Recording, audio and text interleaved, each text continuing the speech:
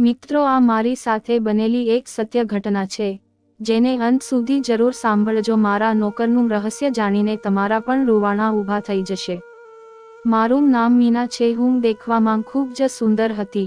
મારા લગ્ન મહેશ સાથે થોડા વર્ષ પહેલાં થયા હતા. મારા પતિ ખૂબ જ સારા હતા. તેઓ મારી દરેક વાત માનતા હતા. એકવાર મારા પતિ એક 15 વર્ષના છોકરાને ઘરે લઈ આવ્યા. તેમણે કહ્યું કે આ છોકરો નિર્ધાર અને અનાથ પણ છે. તે આપણા ઘરમાં નોકરી કરશે અને આપને તેને પૈસા પણ નહીં આપવા પડે. મારા પતિ ખૂબ જ વધારે કંજૂસ હતા. તે હંમેશા મફતની શોધમાં રહેતા હતા. તે છોકરો દેખાવમાં ખૂબ જ સુંદર હતો. મેં મારા પતિને પૂછ્યું કે આ છોકરો ક્યાંથી મળી ગયો તમને? તો તેને કહ્યું કે મારા મિત્રના ઘરમાં થોડા મહિના તેને કામ કર્યું છે, પરંતુ હવે તો તે દુબઈ જઈ રહ્યો છે. તેથી તેને આ નોકરને મને આપી દીધું. તેને કહ્યું કે આ ફક્ત 2 ટાઈમની રોટલી જ ખાશે અને જે કામ કહેશો તે કરી દેશે. મેં કહ્યું, મહેશ, આપના ઘરમાં પહેલેથી જ 2 જ રૂમ છે, જેમાંથી એકને મેં ડ્રોઈંગ રૂમ બનાવી રાખ્યો છે અને એક આપણો રૂમ છે. તો આ છોકરો રહેશે ક્યાં? મારા આ સવાલ પર તેમને કહેવા લાગ્યા કે ચિંતા કરવાની કોઈ જરૂર નથી. બસ આંગણામાં એક ખાટલો અને આપી દે છે. આ ઢાળીને ચૂપચાપ સૂઈ જશે. મેં કહ્યું, ચલો ઠીક છે. તે છોકરો એકદમ શાંત હતો. આખરે બીજા દિવસથી સવારે જ મેં તેને રસોડાના કામમાં લગાવી દીધું. તે ચૂપચાપ ઘણા બધા કામો કરતો રહ્યો. પોતે જ આખા ઘરની સફાઈ પણ કરી દેતો. મેં તેને નાસ્તો બનાવીને આપ્યો તો તે પણ ચૂપચાપ ખામોશીથી ખાઈ લીધો. મેં કહ્યું, શું તું બોલતો નથી? તો તેને કહ્યું કે હું તમારી સાથે શું વાત કરી શકું માલકીન? મેં કહ્યું કે તારા પરિવારમાંથી કોઈ પણ નથી? તો તેને કહ્યું કે મને ખબર નથી. મેં જ્યારે મારી આંખ ખોલી ત્યારે હું એક અનાથ આશ્રમમાં હતો. જ્યારે હું 5 વર્ષનો થયો ત્યારે એક વ્યક્તિ મને અનાથ આશ્રમમાંથી એમ કહીને લઈ ગયો કે તેના ઘરમાં સંતાન નથી અને તેને એક બાળકનો ઉછેર કરવો છે. તે કહેવા લાગ્યો કે હું તેને એક સારી સ્કૂલમાં એડમિશન અપાવી દઈશ અને આ બાળકને સારું શિક્ષણ અપાવીશ. પરંતુ 5 વર્ષની ઉંમરે જ તેને મને ઘરના કામોમાં લગાવી દીધો. નાની મોટી વસ્તુઓ લાવી, વાસણો ધોવા, મહેમાનોની સામે ખાવાનું પીરસવું, બાકીની આવી જિંદગી વિતાવવા લાગ્યો હતો. જ્યારે તે વૃદ્ધ માણસનું અવસાન થયું તો તેની પત્નીએ મને ઘરની બહાર કાઢી મૂક્યો. પછી બીજા દિવસથી મેં નોકરનું કામ કરવાનું શરૂ કરી દીધું. પરંતુ જેને પણ રાખ્યો તેને મને માત્ર 2 ટાઈમની રોટલી માટે જ રાખ્યું. એનાથી વધારે કોઈએ કંઈ આપ્યું નહીં. 2 રોટલીના બદલામાં હું ઘરનું બધું જ કામ કરું છું. આ સાંભળીને મને બહુ દુઃખ થયું હતું. બિચારાની કેવી જિંદગી હતી. મેં તેના માટે માથા પર હાથ ફેલાવીને કહ્યું કે તું ચિંતા ના કર, હું તને થોડા ઘણા પૈસા પણ આપીશ. હકીકતમાં મારા પતિનો પણ એટલો વધારે પગાર નથી. તેને કહ્યું કે ના માલકીન, રહેવા દો. તમે મને 2 ટાઈમની રોટલી આપી રહ્યા છો એ જ મારા માટે પૂરતું છે. મારું ક્યાંક કોઈ કુટુંબ છે જેની મારે ચિંતા કરવાની છે કે તેને મારે પૈસા આપવાના છે. મારા હૃદયમાં એ છોકરા પ્રત્યે સહાનુભૂતિ ઉત્પન્ન થવા લાગી હતી, પણ હું નહોતી જાણતી કે આ સહાનુભૂતિ મને બહુ મોંઘી પડશે. મારા પતિના કામનું શેડ્યુલ એવું હતું કે તેમને ઘણા દિવસો સુધી બીજા શહેરમાં રહેવું પડતું હતું. જે કંપનીમાં તેઓ કામ કરતા હતા તે કંપનીનો બોસ મારા પતિને મહિનામાં એકવાર બીજા શહેરમાં પણ ઓર્ડર આપવા માટે મોકલતો હતો. મારા પતિ જ્યારે પણ બીજા શહેરમાં જતા ત્યારે 3 થી 4 દિવસ પછી જ પાછા આવતા હતા. એ દિવસોમાં હું ઘરમાં એકલી જ રહેતી હતી. મારા લગ્નને 6 વર્ષ વીતી ગયા હતા, પરંતુ મને હજુ સુધી કોઈ સંતાન ન હતું. મેં વિચાર્યું કે જો હું કોઈ અનાથ બાળક સાથે સારું વર્તન કરીશ તો માંગ બની શકીશ. મારી આ વાત ઉપરવાળાને પસંદ આવી જાય અને તે મને કોઈ સંતાન આપી દે. હું કદાચ આજ ભૂલ કરી બેઠી. મારા પતિ થોડા દિવસો સુધી પોતાના કામ માટે બીજા શહેરમાં ગયા હતા. ઘરમાં હું હતી અને તે 15 વર્ષનો નોકર હતો. મેં તો પહેલી બહાર તેની નિખાલસતા જોઈ હતી. હું રસોડામાં લોટ બાંધી રહી હતી અને તે એ જ ક્ષણે રસોડામાં આવી ગયો. હું રસોડામાં દુપટ્ટા વગર જ કામ કરતી હતી, પરંતુ હું નહોતી જાણતી કે 15 વર્ષના છોકરાની આંખોમાં આવી નિખાલસતા હોઈ શકે છે. હું દુપટ્ટા વગર લોટ બાંધી રહી હતી કે તે સિંકમાં પડેલા વાસણો ધોવાના બહાને તે સિંક પાસે ઊભો રહી ગયો. હું પણ સિંકની એકદમ બાજુમાં જ પોતાના વિચારોમાં ખોવાયેલી હતી. તે સમયે અચાનક મને મારા અસ્તિત્વ પર કોઈની નજર પડી રહી હોય તેવું મહેસૂસ થયું. મને લાગી રહ્યું હતું કે જાણે કોઈની તીક્ષ્ણ નજર મારા અસ્તિત્વને કરવતની જેમ કાપી રહી છે. મેં ઝડપથી પાછળ ફરીને જોયું તો તે 15 વર્ષનો નોકર મારી સામે જોઈ રહ્યો હતો. તે ક્યારેક મારા ચહેરા તરફ જોતો તો ક્યારેક મારા શરીર તરફ. તે આ જ રીતે ત્રાસી નજરે વાસણો ધોવા લાગ્યો. પહેલા તો હું ગભરાઈ ગઈ હતી. તરત જ મેં રસોડાના દરવાજા પર લટકાવેલો પોતાનો દુપટ્ટો લીધો અને પોતાની ઉપર નાખી દીધો. મેં લોટ લગભગ બાંધી દીધો હતો. મેં તેને એક ડબ્બામાં નાખ્યો અને ફ્રીજમાં મૂકી દીધો અને તરત જ રસોડામાંથી નીકળીને પોતાના રૂમમાં આવી ગઈ. હું મારા પલંગ પર બેસીને એ વિચારવા લાગી કે આખરે આ 15 વર્ષના છોકરો મારી સામે આમ કેમ જોઈ રહ્યો હતો. પરંતુ પછી મેં વિચાર્યું કે કદાચ આ મારો વહેમ હશે. તે આટલો સારો છોકરો મારી સામે શા માટે ખરાબ નજરે જોવે? ઈશ્વરે સ્ત્રીના સ્વભાવમાં એવી વાત સામેલ રાખી છે કે તે તેના તરફ પડેલી દરેક ખરાબ નજરને મહેસૂસ કરી શકે છે. મેં પણ એવું જ મહેસૂસ કર્યું હતું, પરંતુ એક 15 વર્ષનો છોકરો સમજીને મેં આ વાતને નજરઅંદાજ કરી દીધી. હું નહોતી એ સમજતી કે આ ઉંમરનો બાળક આટલું કૃત્ય પણ કરી શકે છે. જે રીતે તે પોતાની મજબૂરીના કિસ્સાઓ સંભળાવ્યા હતા, હું તો તેના પ્રત્યે સહાનુભૂતિ રાખવા લાગી હતી. થોડીવાર પછી હું રૂમની બહાર નીકળી ગઈ ને જોયું તો તે ઘરની સફાઈ કરી રહ્યો હતો. તો હું સોફા પર બેસી ગઈ અને તેની સામે જોવા લાગી. જોવામાં મને તેનામાં કોઈ પણ બુરાઈ નજર નહોતી આવી રહી. તે પોતાના કામથી કામ રાખવા વાળો હતો. મેં વિચાર્યું કે કદાચ મેં તેના વિશે ખોટો અંદાજો લગાવ્યો છે. ત્યાર પછી તે રાત્રે જમ્યા પછી કહેવા લાગ્યો, માલકીન, બહાર ખૂબ ઠંડી વધી ગઈ છે. જો તમને વાંધો ના હોય તો હું રૂમમાં સૂઈ જઈશ. તેની વાત તો સાચી જ હતી. શિયાળો શરૂ થઈ ગયો હતો અને હવામાં ઠંડી પણ હતી. રાત્રે આંગણામાં ઠંડી મહેસૂસ થતી હતી. મેં કહ્યું કે તું ક્યાં સૂઈશ? મારો રૂમ નકામો રૂમ છે. એક રૂમ જેને મેં મારી સીવણ માટે રાખ્યો છે. તેમાં ઘણો બધો સામાન વિખરાયેલો પડેલો છે. ક્યાંક સીવાના કપડાં છે તો ક્યાંક મશીન છે અને રૂમ પણ નાના છે. મારી વસ્તુઓને તું આગી પાછી કરીને સૂઈ જઈશ. અને પછી હું સોચતી રહી. તો તે કહેવા લાગ્યો, તમને વાંધો ના હોય તો હું તમારા રૂમમાં સૂઈ જાઉં. આ સાંભળીને હું ચોંકી ગઈ હતી. તે કહેવા લાગ્યો કે માલકીન, હું જમીન પર પથારી કરીને સૂઈ જઈશ. પરંતુ બહાર મને ખૂબ વધારે ઠંડી લાગી રહી છે ને હજુ સુધી શિયાળાના કપડાં પણ નથી કાઢ્યા. તેને પોતાના રૂમમાં સૂવાની પરવાનગી તો આપી દીધી, પરંતુ મેં તેના ચહેરા પર વિચિત્ર ખુશીની અભિવ્યક્તિ જોઈ હતી કે જાણે તે આ સાંભળીને અત્યંત ખુશ થઈ ગયો હોય. તેને તરત જ પોતાની પથારી ઉપાડી અને મારા રૂમમાં જમીન પર પથારી કરીને સૂઈ ગઈ. મને અંધારામાં સૂવાની આદત હતી. મેં સૂતા પહેલા રૂમની લાઇટ બંધ કરી દીધી હતી. પછી હું ધીમે ધીમે ગાઢ નિંદ્રામાં જવા લાગી અને ક્યારે હું ગાઢ નિંદ્રામાં જતી રહી એનો મને ખ્યાલ જ ના રહ્યો. સવારે જ્યારે મારી આંખ ખુલી બોલી તો મારું માથું ખૂબ જ ભારે લાગી રહ્યું હતું. કદાચ હું જરૂર કરતાં વધારે સૂઈ ગઈ હોત. પછી મેં ઘડિયાળમાં જોયું તો સવારના 8 વાગી ગયા હતા. જો કે હું 8 વાગે જ ઉઠતી હતી, પરંતુ મને એવું લાગી રહ્યું હતું કે જાણે હું ખૂબ સૂઈ રહી છું. હું હજુ ઉઠીને બેસી જ હતી કે જ્યારે મેં વોશરૂમમાંથી પાણી પડવાનો અવાજ સાંભળ્યો. મેં જ્યારે પલંગની નીચે જોયું તો તે છોકરો પથારી પર ન હતો, જેનો અર્થ હતો કે તે ઉઠી ગયો હતો અને પછી તે મારે જ વોશરૂમમાં ઘૂસેલો હતો. તે કેટલો તેજ છોકરો હતો!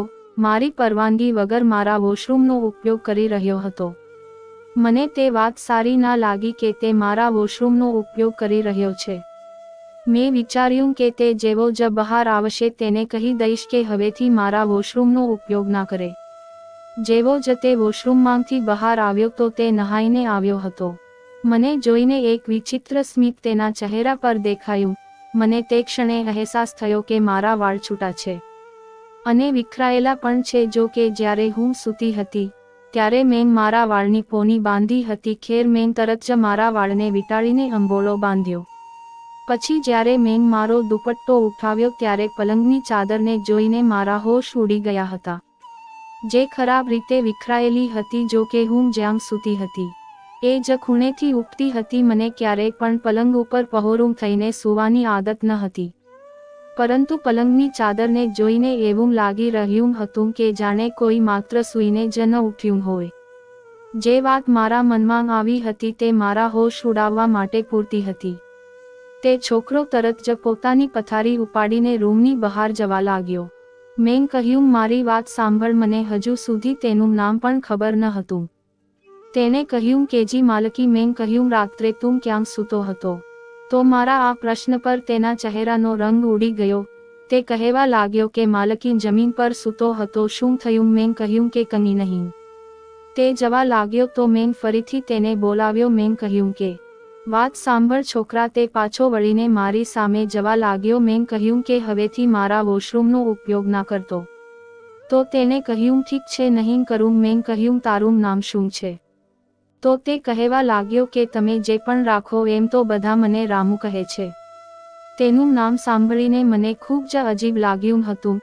શું રામુ કોઈ નામ છે? તારું નામ કેવું છે? તો તેણે કહ્યું કે ખબર નહીં. અનાથ આશ્રમવાળાએ તો રામુલાલ રાખ્યું હતું, પરંતુ પૂરું નામ કોઈ નથી લેતું. બધા રામુ રામુ કહીને બોલાવે છે. આટલું કહીને તે રૂમમાંથી જતો રહ્યો. હું જ્યારે પલંગમાંથી ઊભી થઈ તો મારી કમરમાં એક વિચિત્ર દુખાવો થતો હતો. મારી તબિયતમાં પણ સુસ્તી છવાયેલી હતી. મારું મન જ નહોતું થઈ રહ્યું કે હું પથારીમાંથી ઊભી થઈને બહાર જાઉં. તેને ચા બનાવતા આવડતી હતી, તેથી મેં કહ્યું, રામુ. તો તે કહેવા લાગ્યો કે જી માલકીન. તેને તરત જ મારા રૂમનો દરવાજો ખોલ્યો હતો. મેં કહ્યું, મારા માટે એક કપ ચા બનાવી આપ. ખબર નહીં, આજે મારી તબિયત બરાબર નથી. મારી આ વાત ઉપરથી તેને મારી સામે જોયું અને કહ્યું, હા, આવું થાય છે આવા કામમાં. આટલું કહીને તે બહાર જતો રહ્યો. હું વિચારવા લાગી કે મેં એવું શું કામ કર્યું છે. ખેર, હું રૂમની બહાર આવી તો તે પોતાના કામમાં વ્યસ્ત હતો. મેં મારા મોબાઈલથી મારા પતિને ફોન કર્યો. પહેલી વાર મારું હૃદય પોતાના પતિના જવાથી ખૂબ જ અજીબ અનુભવી રહ્યું હતું. મેં કહ્યું, મહેશ, તમે ક્યારે પાછા આવશો? તો તે કહેવા લાગ્યા કે શું થયું? મીના, હજુ મને આવ્યાને સમય જ કેટલો થયો છે તને ખબર છે? જ્યારે હું બીજા શહેરમાં જાઉં ત્યારે મને 3 થી 4 દિવસ તો લાગે જ છે.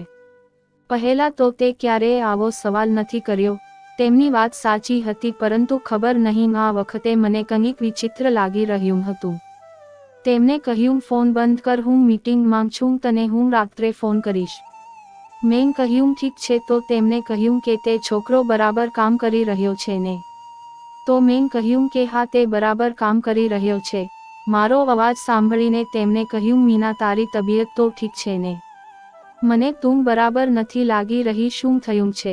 અમે બંને એકબીજાના અવાજ પરથી જ એ જાણી જતા હતા કે સામેવાળું પરેશાન છે કે નહીં. મેં ઊંડો શ્વાસ લીધો અને પોતાના પતિને કહ્યું, કંઈ નહીં, બસ ગઈકાલથી મારી તબિયત થોડી ભારે ભારે લાગી રહી છે.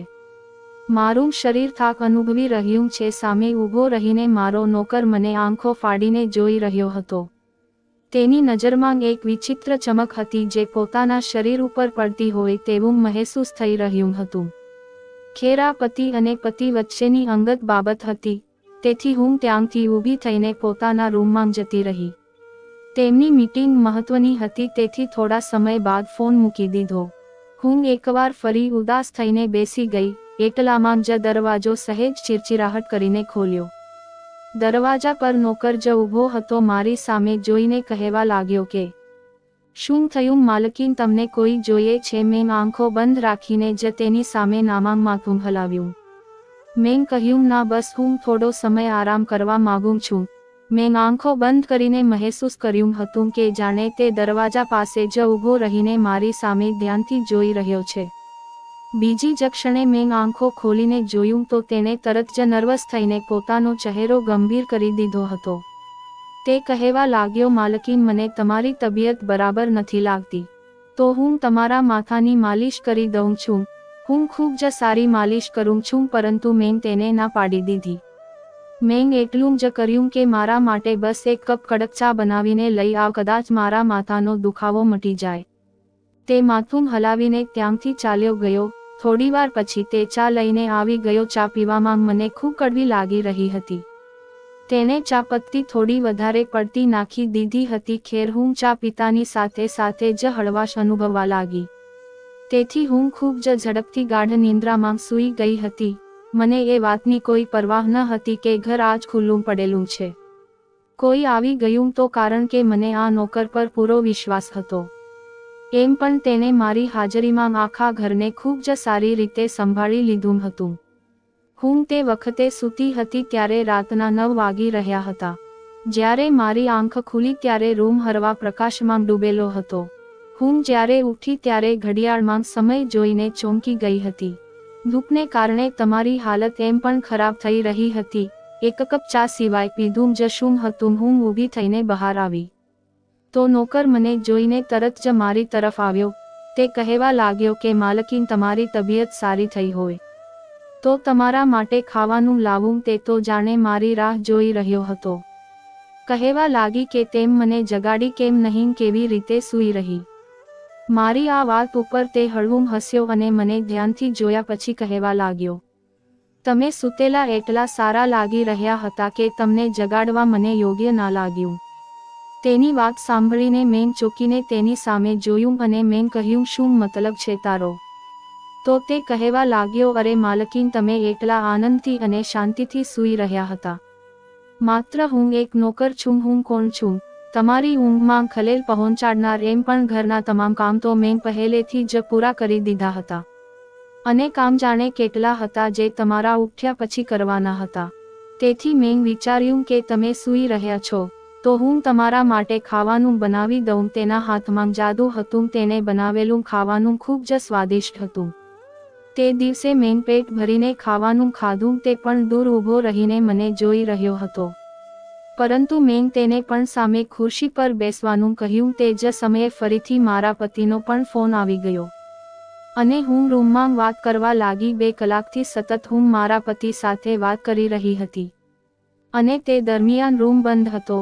મારો નોકર રૂમની બહાર જ હાજર હતો. જ્યારે 2 કલાક વીતી ગયા તો અચાનક દરવાજો ખટખટવા લાગ્યો. જ્યારે મેં જઈને જોયું તો બોલ્યો, હજુ ક્યાં સુધી પોતાના પતિ સાથે વાત કરશો?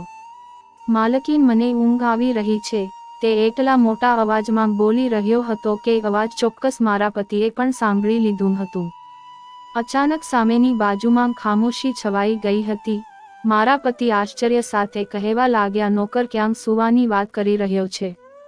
અરે હું શું જવાબ આપતી તરત જ કહેવા લાગી કે ખબર નહીં, બહાર ઠંડી હોય છે ને. છેલ્લા 2 થી 3 દિવસથી ઠંડી પણ ઘણી વધી ગઈ છે. તેથી હવે નોકર ઘરની અંદર જ સૂવે છે. કાલે રાત્રે પણ તે અહીં મારા રૂમમાં જ પથારી કરીને સૂતો હતો. આ વાત ઉપર મારા પતિ થોડીવાર ખામોશ રહ્યા પછી કહેવા લાગ્યા, તેને વધારે પડતું માથે ચડાવવાની જરૂર નથી. બહાર આંગણામાં જ સૂવાનું કહી દે. અત્યારે એકલી પણ કેટલી ઠંડી નથી. નહીતર ઘરનો બીજો રૂમ ખાલી કરી દે. ત્યાં જ એક ખૂણામાં તેની પથારી કરી દે. ત્યાં સૂઈ જશે. હું મારા પતિની વાત સારી રીતે સમજી ગઈ હતી. તેથી મારા પતિ સાથે વાત કર્યા પછી હું બહાર આવી અને તેને સ્પષ્ટપણે કહી દીધું કે તું અહીં મારા ખૂણામાં પોતાની પથારી કરીને સૂઈ જા. હું તને મારા રૂમમાં નહીં રાખી શકું. હું ડિસ્ટર્બ થાઉં છું. મારી આ વાત સાંભળીને તેને ઊંડો શ્વાસ લઈને મારી સામે જોયું પછી કહેવા લાગ્યો, ઠીક છે, હું તો તમને પોતાના માલકીન માનું છું, પણ તમને તો મારા પર વિશ્વાસ જ નથી. આટલું કહીને તેની આંખમાં મોટા મોટા આંસુ આવવા લાગ્યા. આ જોઈને તો હું શરમ અનુભવવા લાગી. આ આટલો માસૂમ છોકરો, અરે હું આના પર સંક્રમણ કેવી રીતે કરી શકું? તેમ છતાં મારા પતિનો આદેશ હતો અને તેની ગેરહાજરીમાં તેનું પાલન કરવું મારા માટે ફરજિયાત હતું. મેં કહ્યું કે એવી કોઈ વાત નથી. તું અહીંયા ઓસરીમાં જ સૂઈ જા અને હા, સવારે ઉઠીને નાસ્તો બનાવવાની જરૂર નથી. હું પોતે બનાવી લઈશ. હું આટલું કહીને પોતાના રૂમમાં જતી રહી. નવાઈની વાત તો એ હતી કે આટલું ઊંઘ્યા પછી પણ જ્યારે હું મારા પલંગ પર લાઇટ ઓન કરીને એક વાર્તાની પુસ્તક વાંચવા માટે બેઠી તો એકવાર ફરી ઊંઘ મને પોતાની તરફ ખેંચવા લાગી. હું ત્યાં બેઠા બેઠા જ સૂઈ ગઈ હતી. રાતનો ના જાણે કયો પોર હતો. જ્યારે મારી આંખ ખુલી હતી હું તો એવું જ સમજી રહી હતી કે મારા પતિ મારી પાસે હાજર છે, પરંતુ જ્યારે મેં આંખો ખોલીને દ્રશ્ય જોયું તો મારા હોશ ઉડી ગયા હતા. બીજી જ ક્ષણે મારો હોશ ઠેકાણે આવી ગયો હતો. મારા પતિ તો ઘરે હાજર ન હતા, અને જે દ્રશ્ય મેં જોયું તે જોઈને હું આશ્ચર્યચકિત થઈ ગઈ હતી, કારણ કે નોકર દબાયેલા પગલાં સાથે પોતાના શર્ટને ઉઠાવીને મારા રૂમમાંથી બહાર જઈ રહ્યો હતો. મને જેટલું આશ્ચર્ય થયું તેટલું ઓછું હતું. તો જે હું સમજી તેનાથી મારા રૂવાણા ઊભા થઈ ગયા હતા. આખરે આ બધું શું હતું? મને તો ક્ષણભરમાં એ નોકરની ડર લાગવા લાગ્યો હતો. મારું શરીર એકવાર ફરી પીડાથી તૂટી રહ્યું હતું. હું જે કંઈ પણ મહેસૂસ કરી રહી હતી તે બિલકુલ સારું ન હતું. હું તરત જ બાથરૂમમાં જતી રહી. એક ભયની લહેર મારા શરીર પર હાવી થઈ ગઈ હતી. તે સ્પષ્ટ હતું કે 15 વર્ષના નોકરે મારી સાથે ખરાબ કામ કર્યું છે. મેં મારા રૂમને અંદરથી બંધ કરી દીધું. એ પછી તો મને જરાય ઊંઘ ના આવી. 15 વર્ષનો નોકર આ બધું કેવી રીતે કરી શકે? એને હું કેવી રીતે આ બધું થવા દઉં? મને ભાન કેમ ના આવ્યું? એ વિચારીને હું પાગલ થઈ રહી હતી. બીજા દિવસે સવાર પડી ત્યારે તે નોકર હજુ પણ ઓસરીમાં સૂઈ રહ્યો હતો. જ્યારે હું રૂમમાંથી બહાર નીકળી ત્યારે તે મને વિચિત્ર નજરે ધ્યાનથી જોવા લાગ્યો. હું વગર સબૂતે તેના પર આરોપ પણ લગાવવા નહોતી માંગતી, પરંતુ હું તેને સંપૂર્ણપણે નજરઅંદાજ કરીને પોતાના ઘરના તમામ કામ જાતે જ કરવા લાગી હતી. તે દરમિયાન મેં નોંધ્યું હતું કે તે છોકરો ઉંમરમાં જ નાનો છે. જ્યારે અનુભવ અને નજરોથી તો કોઈ ભૂખ્યો ભેળીઓ જ લાગી રહ્યું હતું. આજે જ્યારે હું પોતાના રૂમમાં સૂવા માટે ગઈ તો મેં તે છોકરાને પોતાના રૂમમાં પ્રવેશવા પણ નહોતો દીધો. કદાચ તે મને કોઈ બેહોશીની દવા આપી રહ્યો હતો, જેના કારણે મને હોશ ન હતો રહેતો. તે દિવસે હું સંપૂર્ણપણે સાવધાન હતો. થોડીવાર પછી નોકર રૂમમાં આવ્યો અને મને જોઈને કહેવા લાગ્યો કે માલકીન, લાવો તમારું એર ફ્રેશનર આપો, હું તેને રૂમમાં છાંટી દઉં છું. પણ ઘડીક વિચારીને મેં તેને ના પાડી દીધી અને કહ્યું કે હું પોતે છાંટી દઈશ. તું રહેવા દે. તે કંઈક વિચારીને ત્યાંથી ચાલ્યો ગયો હતો. પણ એ રાત્રે મેં એર ફ્રેશનર પણ નહોતું લગાવ્યું. મારી આદત હતી કે રૂમમાં એર ફ્રેશનર છાંટીને જ હું સૂતી હતી. સહયોગથી આજે રાત્રે મારા પતિ પણ આવવાના હતા. હું મારા પલંગ પર આડી પડી ગઈ અને સુહાની એક્ટિંગ કરવા લાગી. જ્યારે હું ગાઢ નિંદ્રામાં સૂઈ ગઈ હોય થોડીવાર પછી રૂમનો દરવાજો ખુલ્યો. ધીમે ધીમે કોઈ રૂમમાં આવ્યું અને નોકર મને બોલાવવા લાગ્યો. માલકીન, જાગી રહ્યા છો કે સૂઈ રહ્યા છો?